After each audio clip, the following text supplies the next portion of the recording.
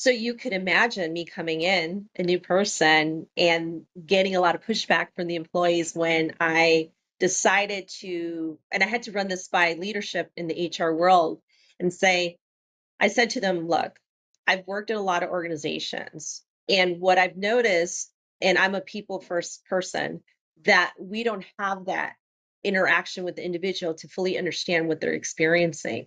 So I put the task on myself that I will talk to everyone that I supported within audit and tax for the Southwest region, and I would have at least a 10-minute conversation with them. And I scheduled them myself, and I did it by level because, again, every level experiences some similarities, but a lot of differences.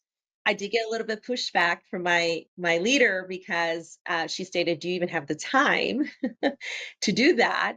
It did take me about 3 months, but I will say, my strategy is if I put in the work now and I try to change the behavior, it will be positive in the outcome because trust has been implemented. And I think trust is very important when working with people. And with that, going back to saying I did get a little pushback from individuals when I did do it, when I made the appointments. First, people thought they were gonna get laid off or something negative, unfortunately, because it's HR. So I had to be very careful and tactful in my communication and letting them know it's 10 minutes, and some took 5 minutes and some took up to 30 minutes, right? People had a lot to say, but it got done, and in those conversations, I would say 90% at the end of the conversation would say, wow, I didn't even know who my HR person was. Wow, I didn't even know that I had this opportunity that I could do this. Thank you so much. So I got a lot of even respect, I would say, in those conversations, but I didn't want it to be just conversations of all what is going wrong.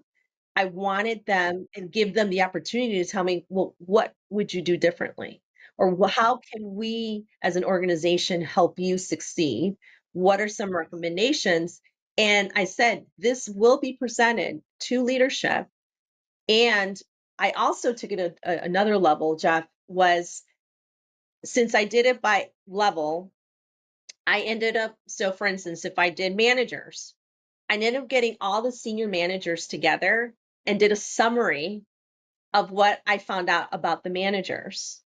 And I had lunch provided because everyone loves free food. And I would sit there and say, look, these are the challenges that the managers are experiencing. And here's some recommendations. I did that at every level. And then the final to the partner level, which as an executive, it's very difficult to hear feedback sometimes because you feel that you've been in the role or you've done it for so long that you're an expert. But again, there's always room for feedback and improvement.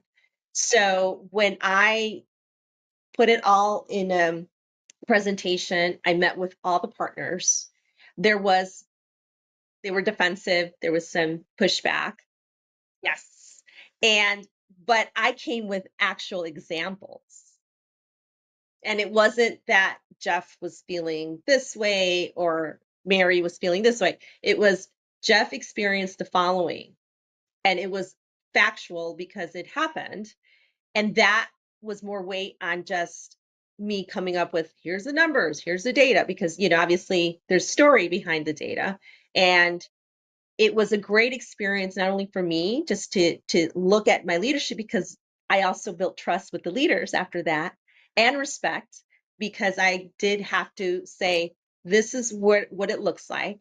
And these are the changes that I recommend you implementing to actually have a change within the culture of tax and audit in the Southwest. So with that, it was positive.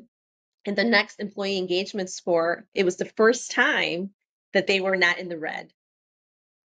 And with that, thank you, that I also got, it was again around recognition. We all love recognition. Other groups were coming to me and asking me, what did I do?